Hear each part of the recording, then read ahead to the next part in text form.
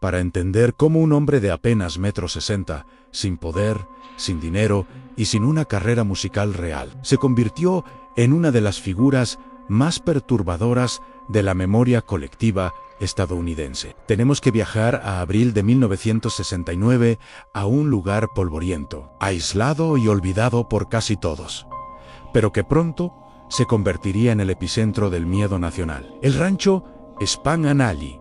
Charles Manson reunió a sus seguidores, la llamada familia Ann, unas 3 docenas de jóvenes rotos, desilusionados y vulnerables que buscaban un guía espiritual en un mundo que cambiaba demasiado rápido. La contracultura, la guerra de Vietnam, las drogas psicodélicas, los hippies, la crisis de autoridad, todo era un caos. Y Manson supo moverse en ese caos como pez en el agua. Este es el relato crudo de cómo un hombre entendió el poder del miedo y la manipulación, y cómo creó un mito que Estados Unidos, 50 años después, no ha podido olvidar. El rancho Spahn parecía el lugar menos probable para incubar el horror. Era un viejo set de grabación de westerns, un espacio semiderrumbado con maderas podridas y una atmósfera de abandono. Pero donde todos veían ruinas, Manson vio un santuario sin reglas, un laboratorio aislado donde podía moldear a sus seguidores lejos del mundo exterior. A mediados de abril, los reunió bajo un sol ardiente y les anunció su gran visión profética, el Helter Skelter, una supuesta guerra racial apocalíptica que, según él, había sido anunciada por la Biblia y por los Beatles. Sí, los Beatles. Manson estaba obsesionado con el White Album. Lo interpretaba como un mensaje secreto dirigido únicamente a él. Creía que las canciones escondían una profecía sobre una guerra entre blancos y negros que destruiría a Estados Unidos. Y él, Charlie, lideraría a los supervivientes desde el desierto. Para sus seguidores, jóvenes en un estado casi permanente de consumo de drogas y en busca de un propósito, esto no sonaba a delirio. Veían a un líder. Pocos días antes, agentes del sheriff habían allanado el rancho buscando vehículos robados. Detuvieron a varios miembros y dejaron claro que la familia estaba siendo vigilada.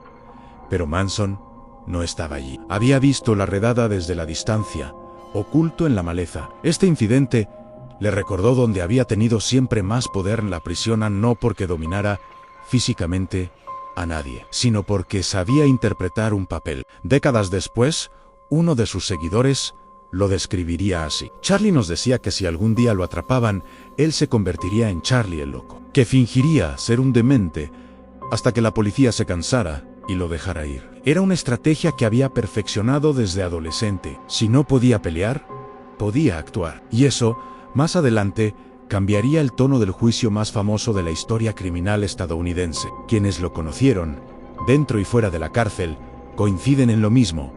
Charles Manson era un actor prodigioso. Phil Kaufman, un exconvicto que compartió celda con él, lo dijo sin rodeos. Fingía ser quien fuera necesario. Cambiaba de sombrero según el público. A veces era un gurú iluminado, otras un profeta apocalíptico, a veces un músico herido en busca de reconocimiento y otras un demonio poseído. Ese camaleonismo le permitía manipular sin límites. Sabía que la gente buscaba respuestas en tiempos de caos, y él ofrecía una narrativa clara, aunque fuera completamente delirante. Muchos creen que Manson siempre quiso ser un asesino, pero eso es falso.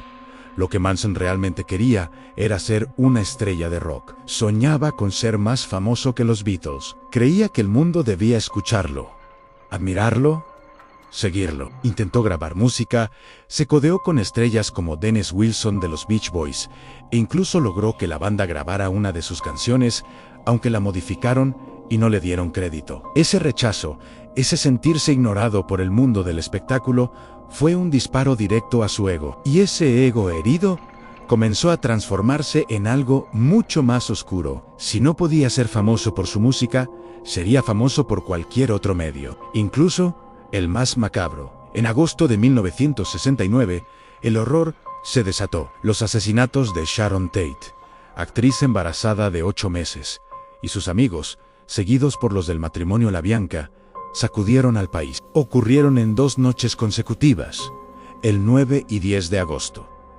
Para Los Ángeles fue un terremoto emocional. La idea de que un grupo de jóvenes hippies, aparentemente inofensivos, pudiera entrar en casas al azar y matar de forma tan brutal, provocó una ola de pánico que se extendió por todo Estados Unidos. La gente compró armas.